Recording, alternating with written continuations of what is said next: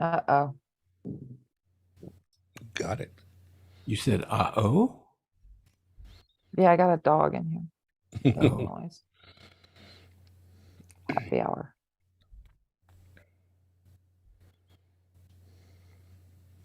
wow, perfect timing. Uh-oh again? Live from the Plutopia News Network. This is the Plutopia Happy Hour, and we're proud to welcome our guests, Toby Johnson and world famous Bob. The unusual suspects are here, John Lebkowski, I'm Scoop Sweeney, and our designated driver tonight is the always fabulous Susie Sheeler. Hey, everybody.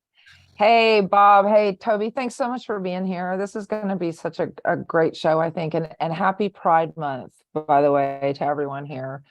Um, I just do a real quick introduction for everybody.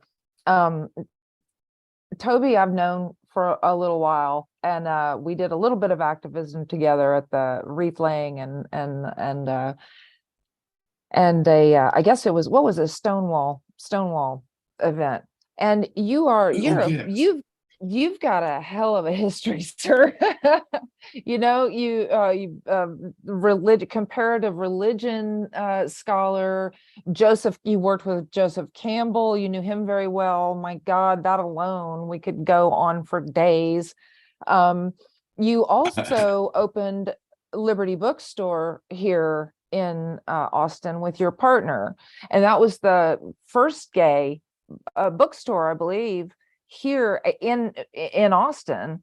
Maybe Yes, but let me say that Kip and I did not open it. Tom Doyle had oh, opened the that's right, store Tom. before, and Tom Doyle is an important character in Austin gay lesbian history. He was the attorney for Texas Gay Rights Lobby, which is now what's called Equality Texas. And Oh, I did not he know had that. taken on the bookstore. He was the attorney. He had a publishing company, and he had his own private practice of law. He did school district law. So he was just overwhelmed with work. And he and I had been working on a project, writing a novel together, and he never was getting any of his job done. And he said, I'm just too busy. Wouldn't you like to buy the bookstore from me? And he Oh, came at a good wow. time. And Kip and I moved to Austin in 1988 and took over running the store and did that for 7 years or so into the middle of the 90s. And that was a staple for the queers in the city, and for actually small cities around and towns around, because I was from Well, Georgetown. yes, there was a network in those days of the what were called the gay lesbian bookstores, Mhm. community bookstores, and there is a whole literature about gay experience, history, psychology, lots of novels, books about art, and books about religion. That's not part of how people don't really know what the gay community is or what gay lesbian consciousness is. Well, we're now using the word queer, which has a slightly different set of meanings, but the same idea.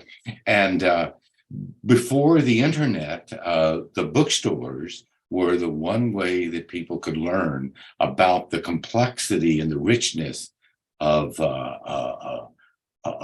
gay lesbian life. And it was the place for a kind of a community center. We sold Right. tickets to events. We had a big bulletin board where people put business cards up. And if the way you would now go on Google to find a business that you wanted to work with, well, you'd come down to Liberty Books and find the gay psychologist or the gay roofer or something like that. Yeah, So it was a yeah. wonderful thing. Now, the internet and everything changed, and books are Mm. sold a different way, and the gay genre isn't. There's an openness about gay books that didn't exist then, so that I other bookstores can have them, and Amazon shows them. It's so For there's been for tremendous now. process, but it meant the end of those bookstores. And the whole kind of community center network that they created um, was lost. And that's one of the one of the tragedies. I agree. I think, well, let's get into it after I introduce. Well, can I just jump in immediately and say, you know, Yes. what this, what our conversation tonight, as you originally invited us to speak about, was the Austin LGBT Coalition on Aging. Right. One of the consequences and what would you call it, the fruits of the coalition has been Rainbow Connections at Family Elder Care, where world famous Bob works. And so Bob has joined us tonight. She's also sort of part of this group that we're all working together to deal with seniors. She had experience in New York with Sage and is now working here in Austin. Oh, great. So, you know, so we bring kind of, I bring a little history of how this all got started, and she brings a history of how it all came to fruition. Well, And it's still fantastic. coming to fruition. I think we're only getting started. Okay, so Bob, I believe that Toby has just introduced you for us. Yes, a little Um, bit. I would love, do you have anything else that you would like to add to that? Well, just I would like to preface this with saying you can just call me Bob. World famous Bob is my legal name, but feel free to just call me Bob. That's what I Okay. go by off stage. My Okay. pronouns are she, he, they. So spin a bottle and have fun with it. When I first moved to Austin from New York City a little over 6 years ago, I was seeking out the elders in the community, and I was so vocal about it. All the drag shows, everywhere I went, I said, "Where are the elders? Where are the elders? We don't know. We don't know." But I'd asked so many people who are younger and middle-aged like myself that one of them saw a listing for the Austin LGBT Coalition on Aging Town Hall and texted it to me right away. Excellent. And when I went to this incredible event, there were 46 people there, and Toby, of course, is on the steering committee. I sat with my clipboard and my Sage t-shirt on and my pen out, and was just really, really excited that I had finally found my people. And so I just, Oh, Toby's, so great. you're a huge inspiration to me. So thank you for inviting me to come and talk with Scoop and John and Susie. You know, it really is when I reached out to Toby the first time, it was a similar situation. I was putting together the Equality March, and I felt that we needed to have the elder community represented, and nobody even knew who to call. You know, so it took it took a little bit of work to find out who our elders were, in fact. And that's just heartbreaking. You know, I go to the Montrose Center and they have just this history of walls of historical pictures and news clippings, and they know their history. And I think that's really important for us to do too. Is that part of what y'all are working on? Yes. One of the components of the Coalition on Aging, I'll give a plug for the website, algbtcoa.org, Austin LGBT Coalition on Aging. We've got a program called the Memory Project. We're working with the Austin History Center. You know, that building down next to the old library, a beautiful old building. You know, it was in that building that the gay pride, as we have it in Austin, first started in, oh, look, there's the website. And oh, now look down, see, it says LGBT history in Austin. And we're calling the Memory Project. This is fantastic. And there's the pretty building. I was at that first march on Austin. That was amazing. Yeah. Oh, well, there has been a lot of activism in Austin. Yeah. One of the things about Austin, and this comes up in the issues of pride, Austin was the state capital. So for years, Dallas and Houston, and then San Antonio had major gay pride marches. And so they did one at the first weekend and one at the second weekend, so they didn't compete with each other. Well, that didn't leave any place for Austin to get in there. And Austin did a march on the Capitol every 2 years as a statewide event. So we didn't have pride. We didn't have gay pride marches as such. Right. And the other thing, Kip and I have been joking this week where we had the realization the other day, the reason why Austin has had such a hard time actually, because the basic character of the city is slacker. And we all came here to be slackers and to never quite get anything done. Man, I But can't but to believe you change the just world by explained our that. intention.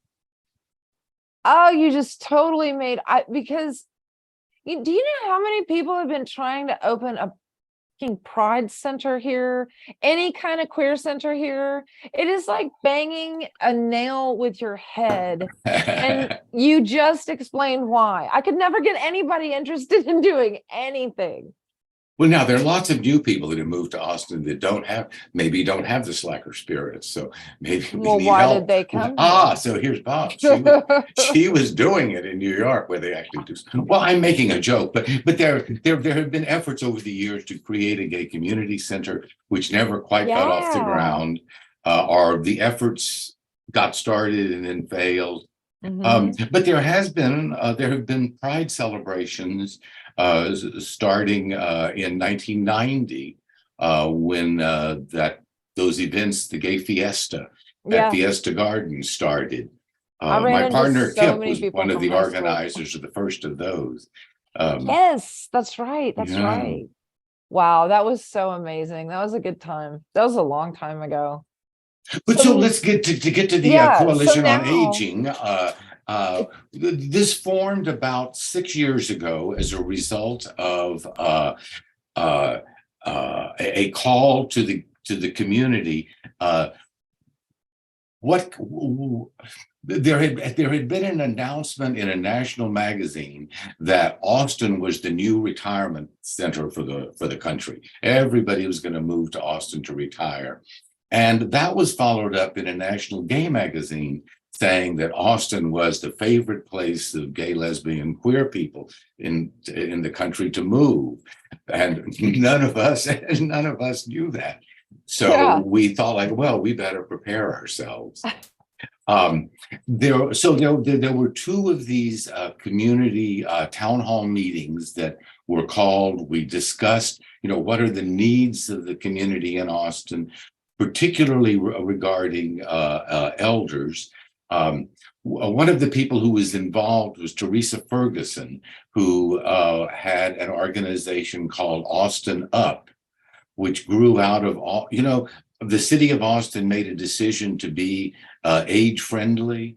Yeah. And there is an age-friendly Austin initiative. And it was out of Teresa working with Charles Curry, who at that time was president of Prime Timers, which is the Oh, I remember, social group for older gay men. That's how I found you. Yes. It's some kind of it was observed that Prime Timers gets asked, people will call, and what is the gay nursing home in Austin? Or I have a lesbian aunt in Austin. What nursing home or convalescent hospital should I say? Well, nobody knew, and there was no answer to that. And so the coalition formed with sort of there were three goals we were given. One of them was to create a community center. And maybe as we get to talking a little later, we'll come to that because there's now an organization called Quell, which is working on that. And that really is happening now. Great. We were also supposed to create better communication within the community. We don't have a gay, lesbian, trans, queer newspaper in Austin. We used to, but don't anymore. We ended up with a website.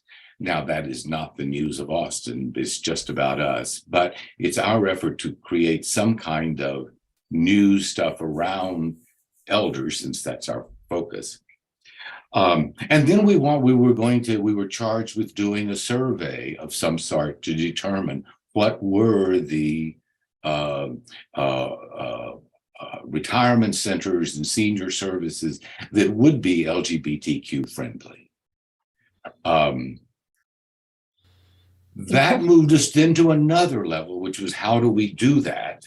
I happened coincidentally to have gone to a workshop at Easton Mountain, which is a gay men's retreat center up in New York City, New York State, and a thing about aging, gay men and aging, and how to experience your own aging, not as a social service. But he runs one of these centers like the thing in Houston, in Boston. And his advice was, you can't ask these centers directly, like one of the, what are the names of these places? The Watermark. They all have names like that sound like ships. And they're sort of designed to be like cruise ships with wonderful meals. And well, there are a lot of those in town. Some of them are very high price things. Some are much more modest. Some accept Medicare. There's a whole range of them. They're all businesses. Yeah. So his observation was, well, you can't ask them about, are you gay friendly, or, how many gay customers do you have? Partly the HIPAA laws kind of prevent them from knowing. So they intentionally don't know what we think they ought to know. And if they do know it, they're not supposed to say it. So that wasn't a way to ask. This guy, Paul's idea was, ask them about training. Are they training their staff in gay, lesbian, bi, trans, queer issues? And so we set out to do that. One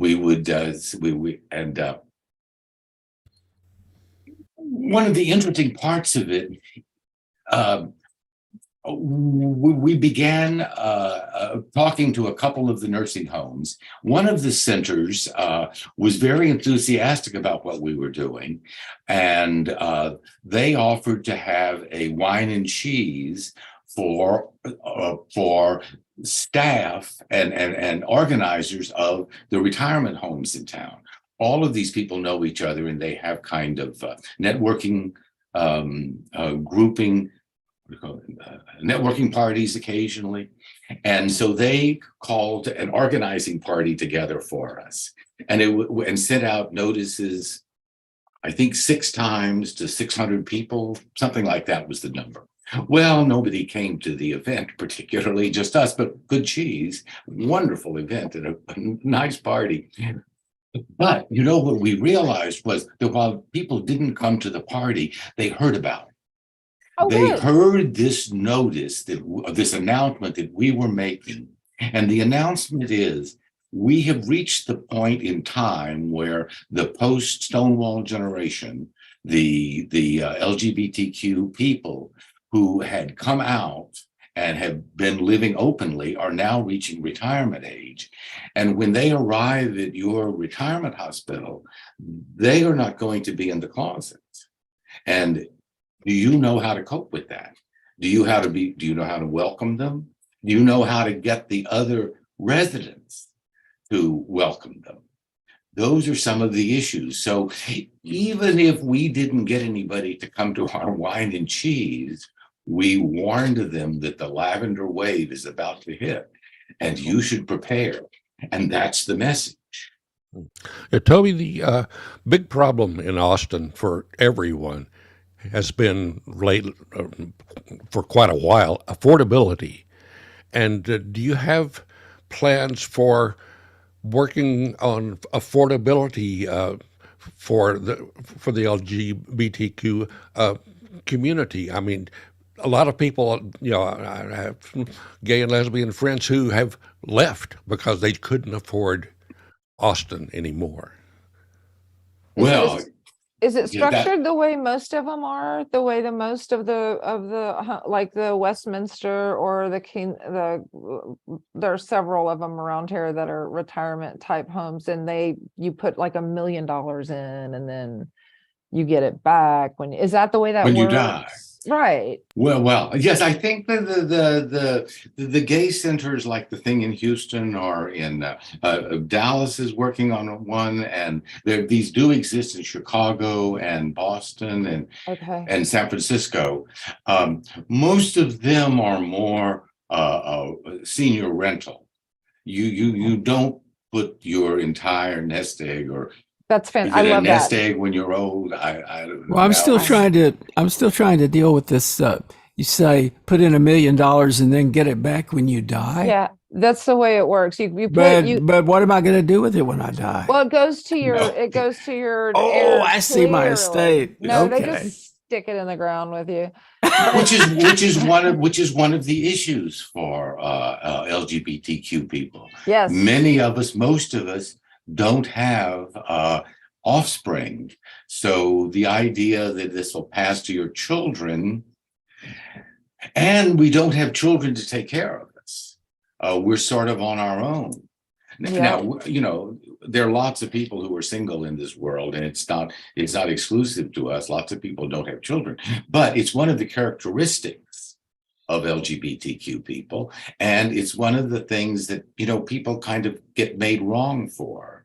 So how did you guys sit down and think about and brainstorm all of these? Okay, this affects us, this affects us. And like you just said, are you going to be prepared to receive these people? Are you going to have people who hate these people, right? I mean, because that was always my fear, is that I was going to end up somewhere where they just hated queers, right? And I would be defenseless.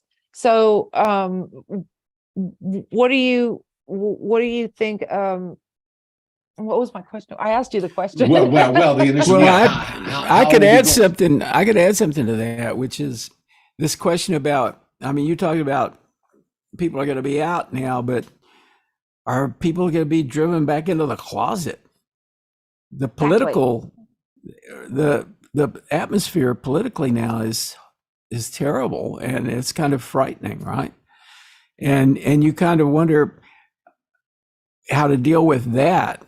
I mean, I guess I keep thinking about, like, in all of this, is there also a component that could be considered like a bit of political activism to try to address the sort of darker forces that are gathering, The only way to address the dark forces is with light. I'm afraid, the dark forces are going to win anyway, because it's the nature of darkness to win. But we have to believe that the light. Well, they always win and they always lose, right? I mean, Mhm. it's a cycle, I guess.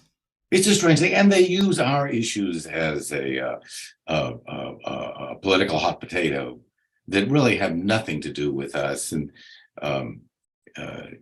you round up the usual suspects.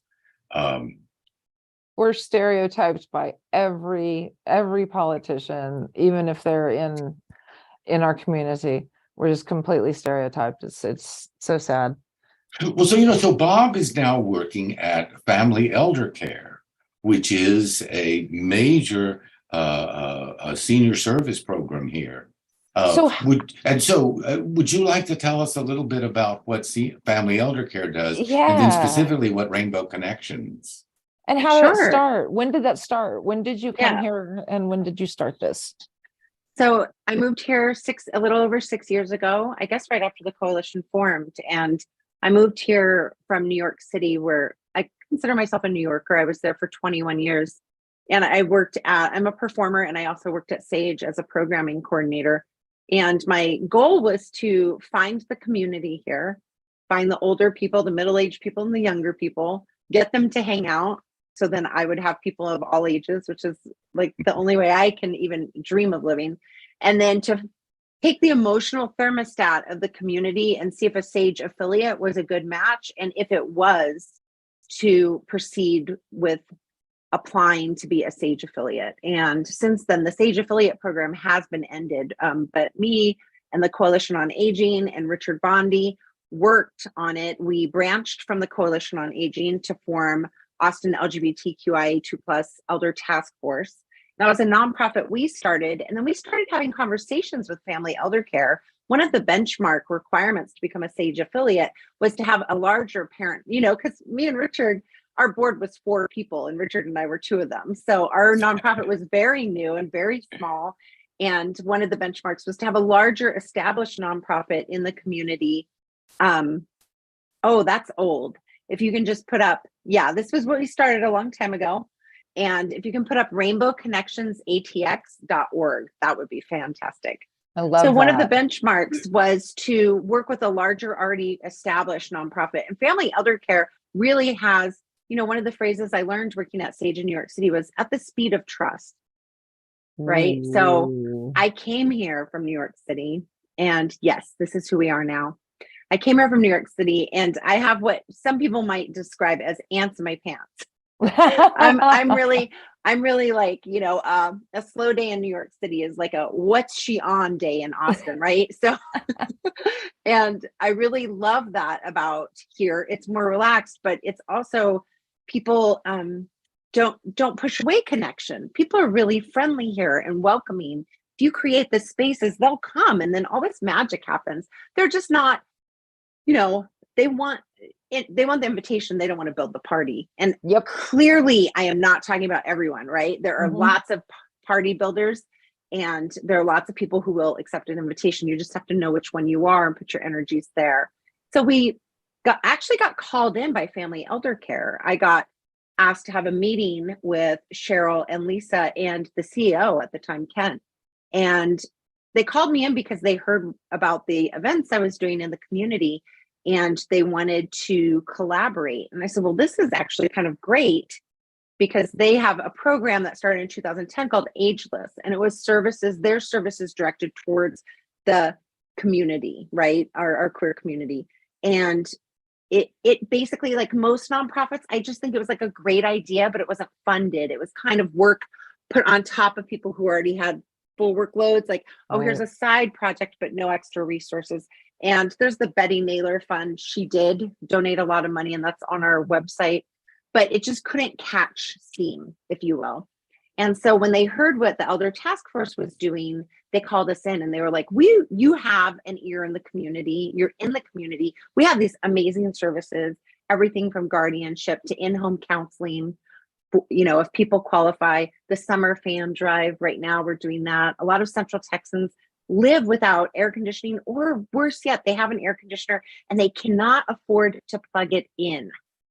Well, those people right now, if you're one of those people, go to the Family Elder Care website and, go to the Family Elder Care website and apply for a fan. If you qualify, you can come down and get a fan. And if you're homebound, we will deliver a fan to you. So these are just some of the programs Family Elder Care does. And they also just have a lot of, they do a holiday gift drive. So they have case management, right? So they have a rapid rehousing department. That's a fast track for seniors, pulling seniors out of edge of homeless, being houseless, or seniors that are experiencing being houseless. Yes. So if you look at impact, you can definitely see what Family Elder Care is all about: housing and community, health and wellness, and advocacy and outreach. And is this LGBTQ specific, or affirming? Is this? Yes. This so family. Go ahead. But much bigger. This is a general public service agency for everybody. But they recognize the gay community within the service population. Well, I could explain that. The reason why we have our own website, I work for Family Elder Care. That's who signs my check. We worked with them to be a parent nonprofit of the Elder Task Force. And while we were very close to reaching those benchmarks, Family Elder Care applied for funding to seed the first 2 years of Austin Sage. And we got the funding. And 16 hours before we got the funding, we had a Zoom call with Sage, and they let us know personally we're ending the affiliate program. So 16 hours after, they were like, nobody's going to be a Sage.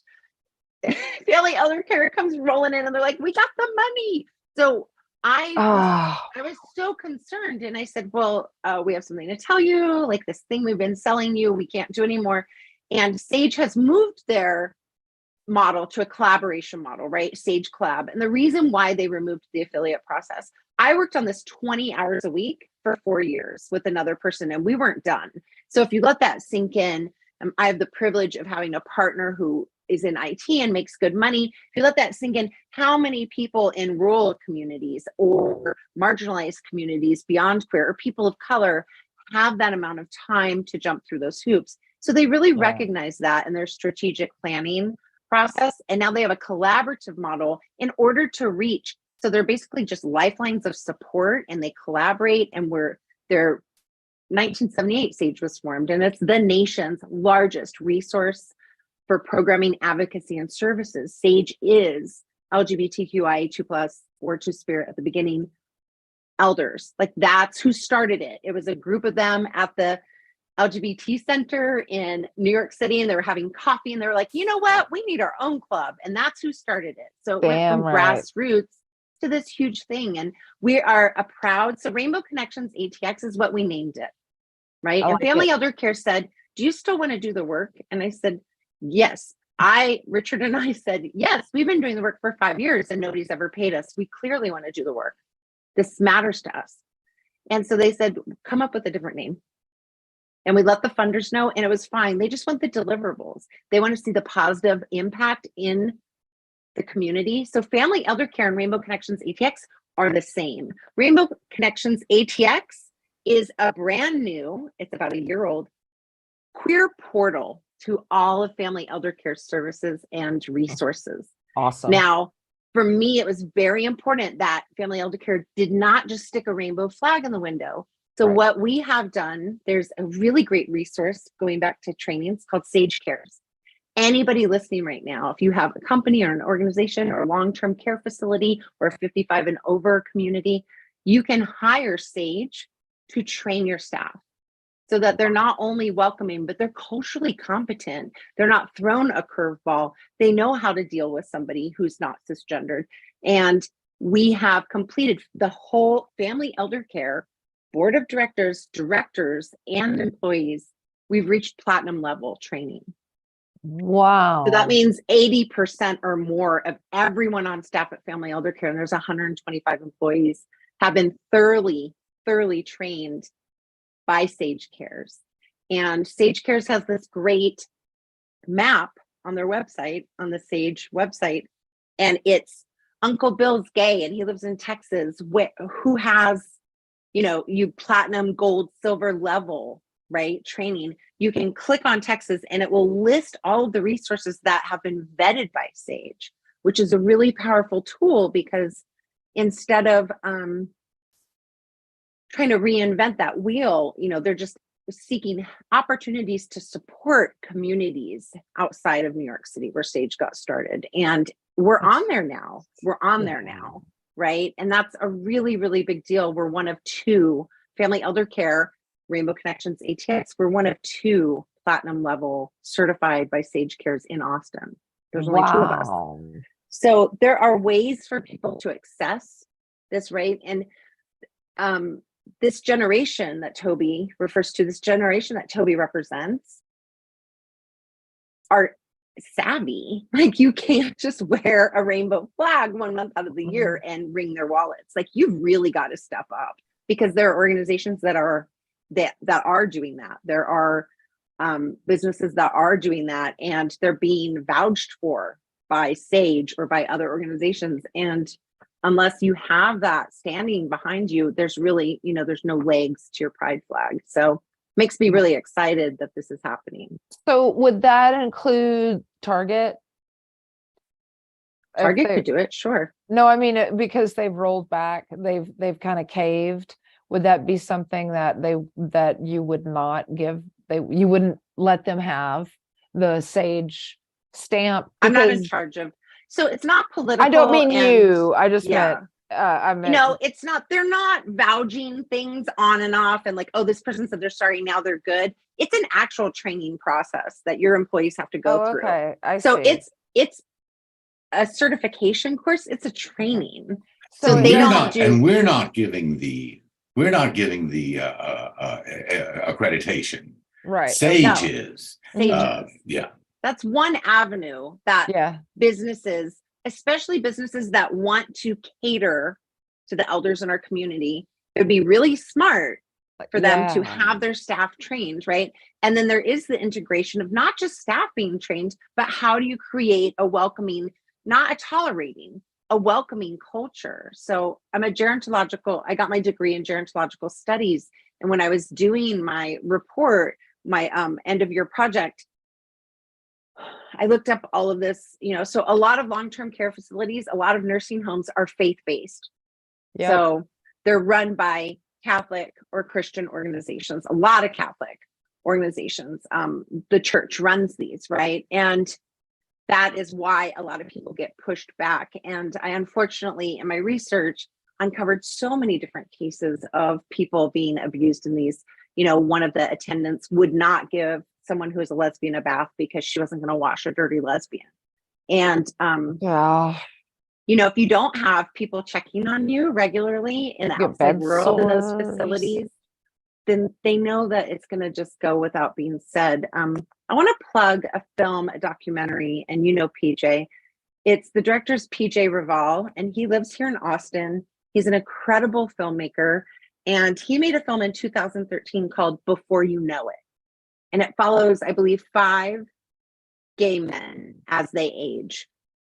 Grab a tissue and please watch this film, Before You Know It, by PJ Raval, R-A-V as in Victor, A-L. It's really inspiring, and it's also very eye-opening, even though it happened, oh my gosh, over 10 years ago.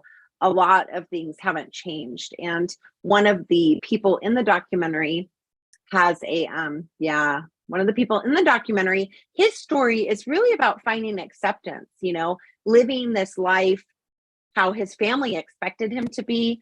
And then he has a female persona that he goes to these gay retirement places for vacations so he can be himself. Oh God. And I won't tell you what happens, right? Because I don't want to ruin it, but I will tell you this. You'll laugh, but you'll also need a Kleenex, but you'll laugh too. So it's just a really beautiful, PJ is a younger filmmaker. There are people in our community that crave elders. And they also I crave connection with those that are older than me and younger than me, because I'm looking to feel like I'm placed in a family. Right. And families have all ages. And I think, we really can't create our future unless we know our past. And not saying elders are past at all, they're present. We're here at the same time. They right? just know our history, and that's how we pass it down. I just hope we can preserve it as well. We've got so much, especially here in Austin. For so long we were told, especially lesbians, you don't need a lesbian bar. Austin's so relaxed, don't worry about it. And that's the way we've acted about pretty much everything queer here. And I think that's why we haven't gotten a center, because everybody thinks we don't need that here. But we're the capital, so it would be nice to have a place where everybody could gather before we go march on the Capitol, and had some business, little rooms and stuff like that.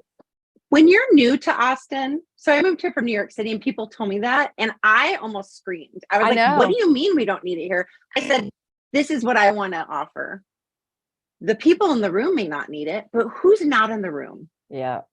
Who's not in the room doing okay? And how do we find them if there's not a place they can come to? And if we continue to push it off like that, we end up in a situation where we've got elders who don't, and me too, I'm getting there, where we're going to need places to go. And if we've just pushed it off, it'll never happen. And Toby's generation really seems to be the only one who's, as far as up and through my generation, who you're still very active. My generation kind of missed the boat on that whole thing, honestly speaking, because we grew up in the 80s, and the 80s were cherries, unless you were an adult gay male. And then the 80s were a horror. And then I grew up in the 80s too. Yeah, I'm in my 50s.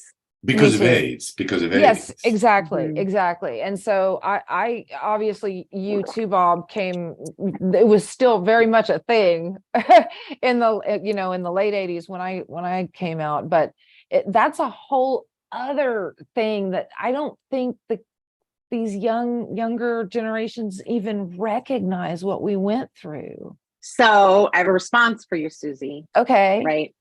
Come to a Rainbow Connections ATX event. Come to Okay. Campfire Queer Storytime, July 9th at the Vortex Outdoors, 8 to 9 p.m. Come How and do you sit. do that outdoors at 50 something? So if you click on events, go ahead and click on that big events. This is what I want to tell you, Susie. For Mhm. 6.5 years, I've been inviting people in our community, and allies are always welcome, ages 18, and just scroll down and see what's going on. What's going on? Oh my What's gosh, going Dripping on? Springs Pride. I'm there Saturday.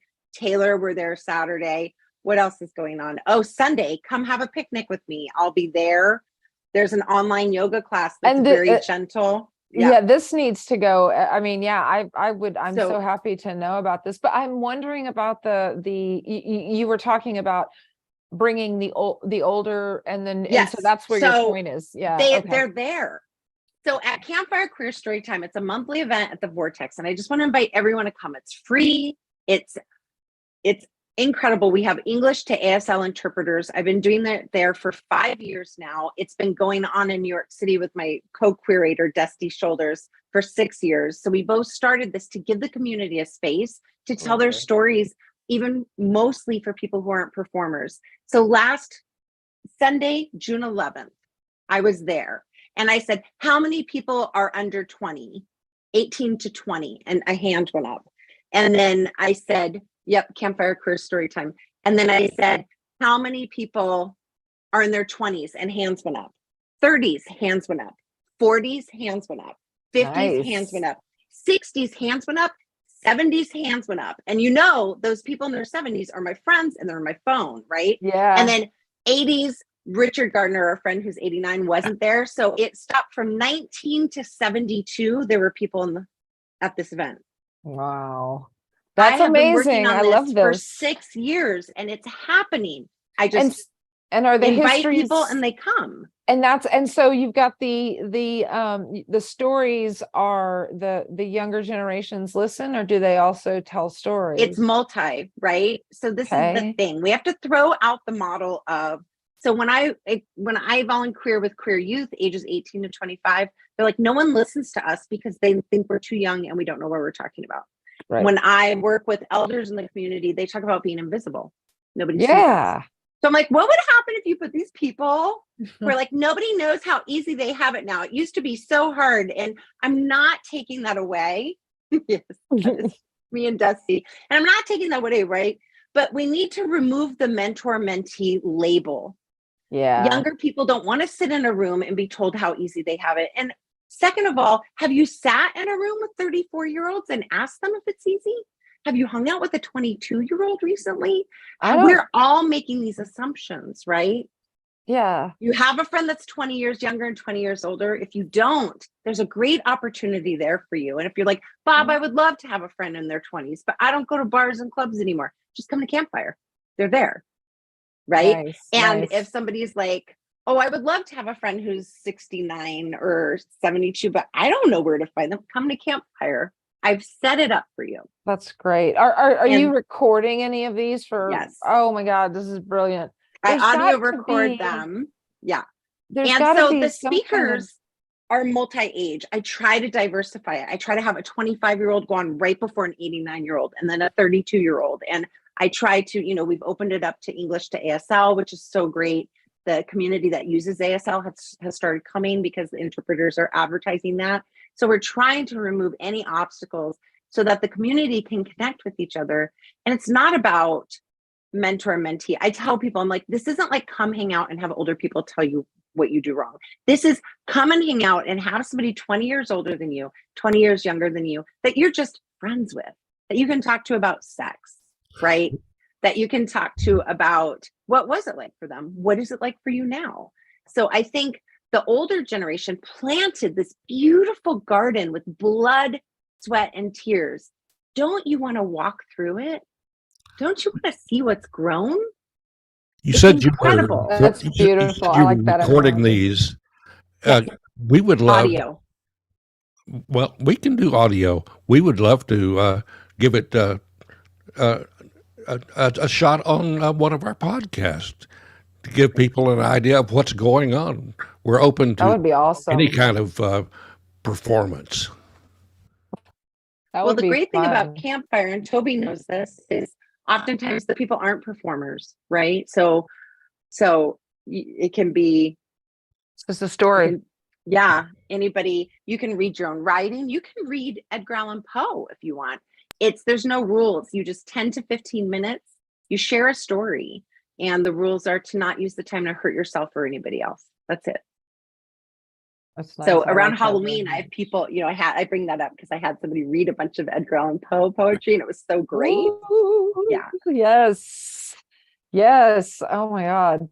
Well, that's brilliant. And I'm wondering, how are you getting the message out to people? Are you doing interviews, the Chronicle? Do you guys, because this is kind of something people should know about. Right? I mean, really, I just say yes every time somebody asks me to come and talk. that's fantastic. That's what I we're love doing. that. That's sort of what we're doing now. You know, the effort all along with the coalition has been visibility. Keep Right. talking, keep showing. Bob, you should mention the parade, and we want the seniors to be in the parade. Okay. You know, people need to see that there are older LGBTQ people, and we don't just disappear when we That's stop right. being of bar age. So when Because I the joined bars the, is such a small part of LGBT life. Yeah. It's the visible part. And lately now what's visible are the drag queens and this fuss about transsexuals. They've got them all mixed up together that has nothing to do with the reality of people's lives. Right. Toby, thanks for reminding me. So I want to do a call for legends right now.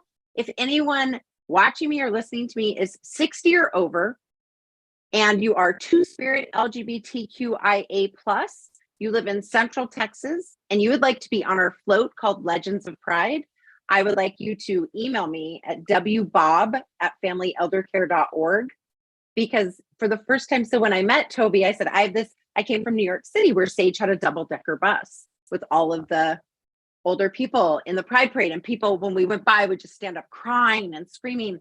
And I said, does the Austin Pride Parade have something like that? And people are like, no. And I said, okay, cool. So I don't get hung up on like why, or, people are like, well, this is why. I'm like, that's your baggage. It's not mine. I have no baggage. I'm just here to find the people who want to get it done. Right. So since 2017, even if a Lyft driver had a rainbow flag, I'd be like, hey, I have this idea. Right. And I would do the elevator pitch. 6 years I've been trying to sell it, and we finally got an ear on the board of Austin Pride Foundation because she also works at Family Elder Care. When she told me that, I said, I just emailed you a 2-paragraph pitch. Can you get it on the board agenda? And she said, I'll try. She did, and they loved the idea. So that's fantastic. For the first time ever, the Austin Pride Parade on Saturday, August 12th, that evening, Austin Pride, the nonprofit, donated the spot on the parade completely free. The Helper Bees donated the money for the truck. The Austin LGBT Coalition on Aging invited us to be a part of their contingency last year. Oh, wow. So the Austin LGBT Coalition on Aging, they were really the first ones to put the effort last year into calling in people of all ages and a focus on older people. So thank you so much for inviting us to be a part of that. And wow. This year it's going to be called Legends of Pride. So it's being put on by Austin LGBT Coalition on Aging, Rainbow Connections ATX, Austin Alzheimer's Association, and the Helper Bees. We're the organizers. That's amazing. If you're 60 or older, you can walk with us, or we have a spot on the float for you. Oh, that's wonderful.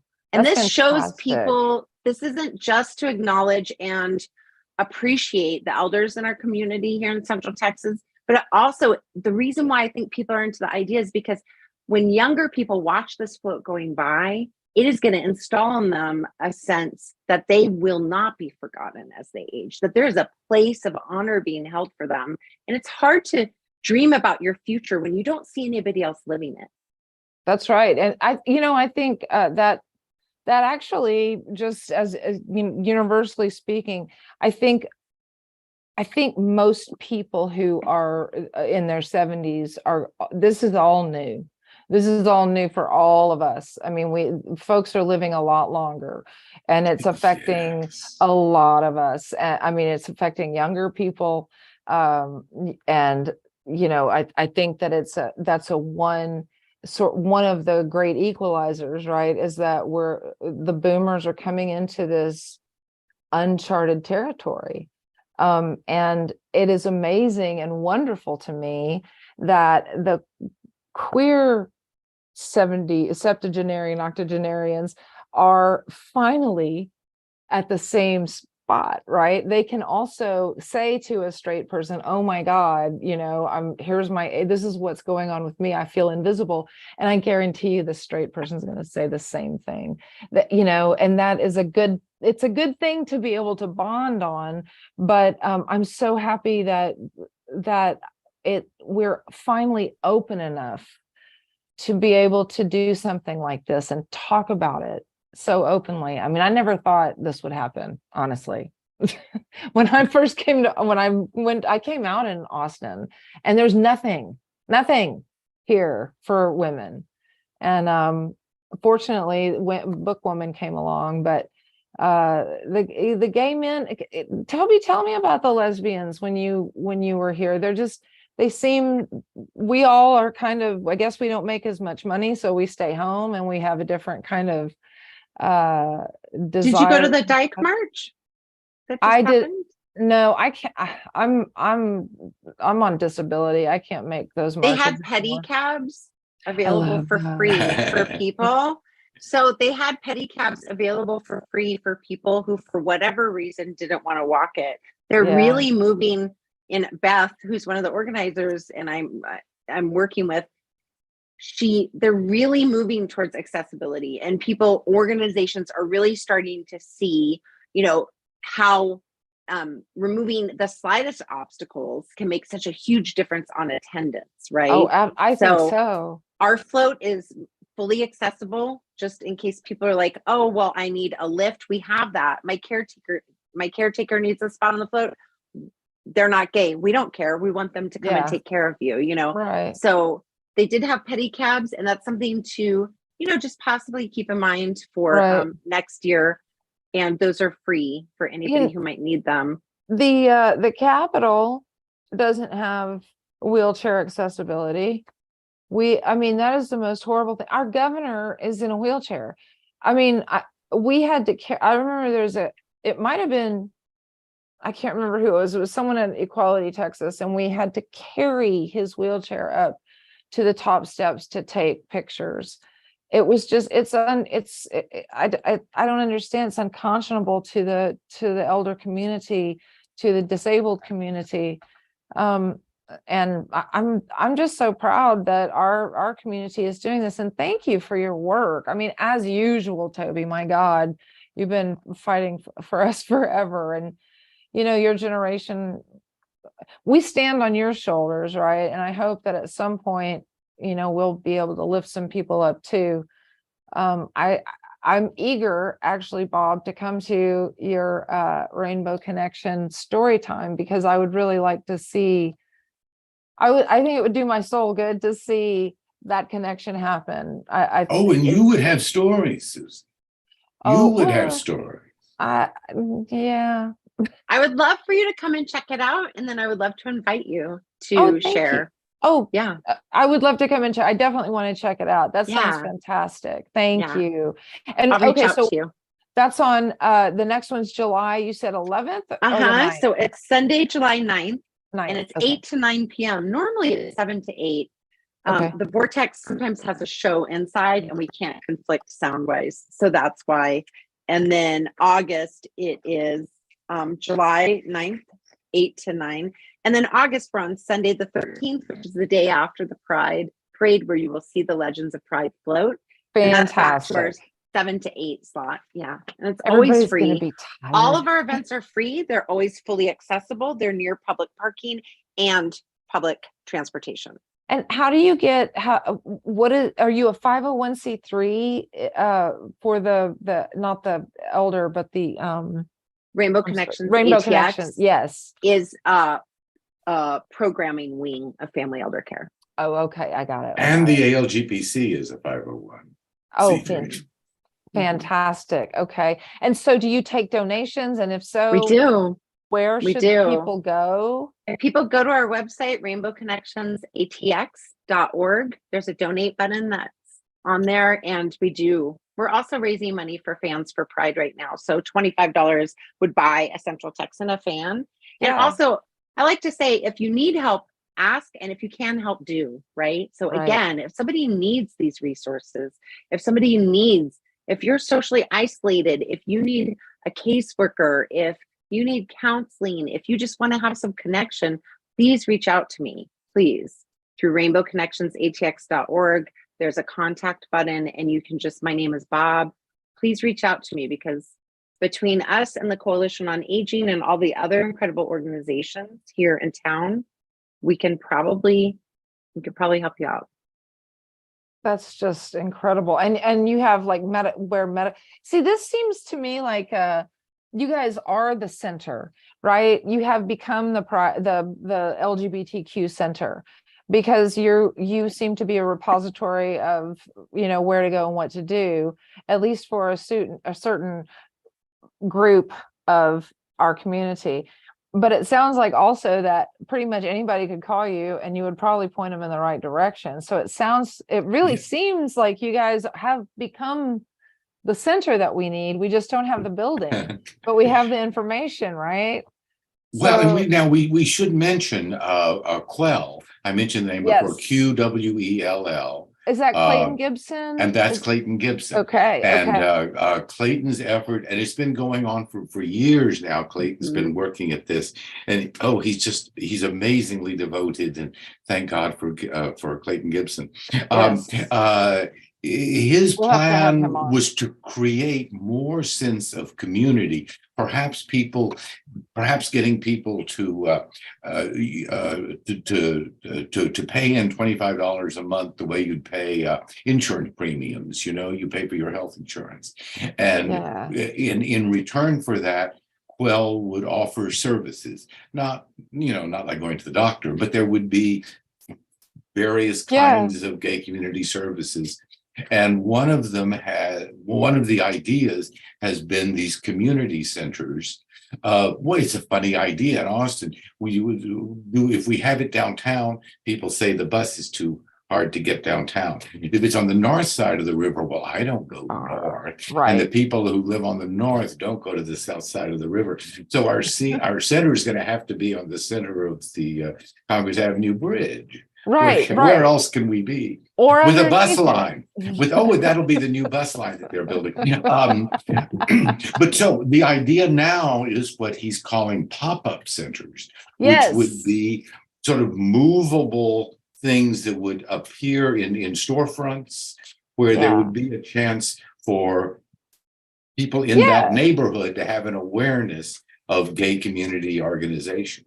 It's like the bookmobile. Like the bookmobile, yes. That's awesome. I think it's great. I would love to have Clayton on and talk to him about this. He's one of the ones who's stuck with it. I'll tell you, I threw in the towel on the whole thing, and I'm so happy he's still working on it. And that but you're here. Oh, you're yeah, here no, now, I mean right? I mean the center specifically. Oh, okay. I don't mean activism. I mean the center specifically. It was really important, but it's like we were saying. Well, okay, so thanks y'all for being on. What is next for all of this? What is your next big thing as you move? Are you opening starting another website? Do you have a podcast? I think that might be fun for y'all to have a podcast, to update people, to tell the stories, to show the story time. That might be really, really fun. Part of this memory project, if we can get this going, is to do oral histories with people and storytelling. specifically, little short snippets of a story. Look what I've done in my life. Or I was there at Hippie Hollow the day that Yes. sheriff named the place Hippie Hollow. Yes. Good stories that people have got. But mainly what we're out to do is to create visibility, let people know that there are seniors in the LGBTQ community, particularly for trans people, because they're under attack these days. And in a way, without getting into the details of it, a trans person in the convalescent hospital is more likely to get grief than a nice upper middle class gay white man, So we have to be careful about the margins of our community, and the fact that we're out here saying this and telling you about it and talking to Austin about it makes it possible for ideas, hearts, and minds to change. And Austin is a great place. You're not allowed to be a racist or pig in Austin. We just got shut off. No, we didn't. We're still here. I see the thing. I thought that was a great line to end. You can't be a bad guy in Austin. Insane. Well, we are at the end of our hour. Thank you all very much. Yes. Susie, thank you particularly.